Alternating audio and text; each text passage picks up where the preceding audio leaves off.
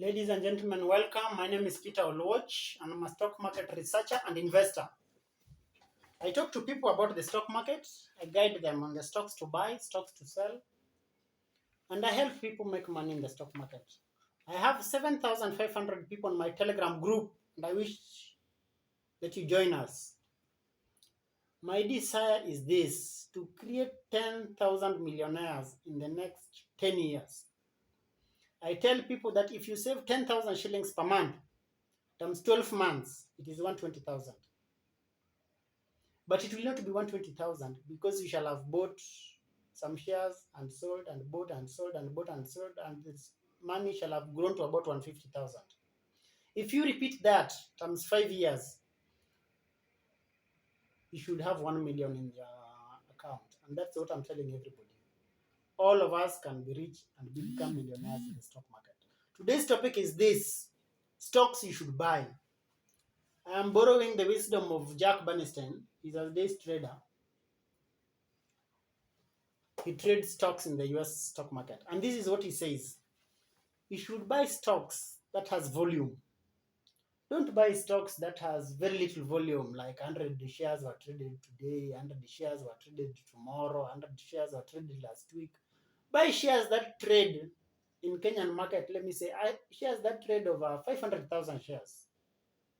A company that trades over 500,000 shares, 200,000 shares, 100,000 shares, or even a company that trades in millions.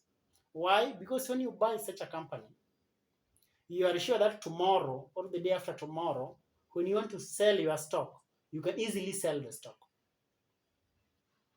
You can easily buy and you can easily sell because there are always buyers and there are always sellers. So one thing you need to consider is volume. Buy a company that has more buyers and more sellers. The other thing you need to consider, according to Jack Bernstein, and I've read this also from some other people, buy stocks from companies that you use every day. Let's say Safaricom. Every day you're using credit. Every day you're using data bundles. Every day you are sending M-Pesa. Every day you are receiving M-Pesa, sending or receiving M-Pesa, and making calls and browsing the internet. So you're using data every day. Buy such companies. Buy banks. Because your money must pass through a bank. Even if it's M-Pesa, M-Pesa is a kind of digital bank of its own. Buy stocks from banks. Equity, KCB, Diamond Trust Bank, NISCBA, all these are stocks that you should have. Kenya Power.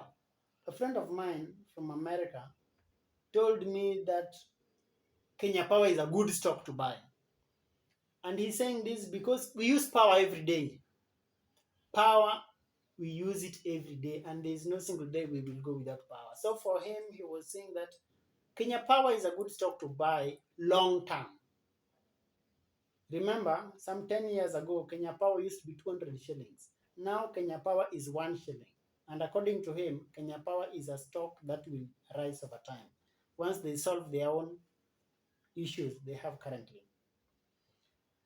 Jack Bernstein says that when you're buying a stock, buy a stock of a large company. A company with a big market capitalization. Don't buy from these small companies. They can easily crumble.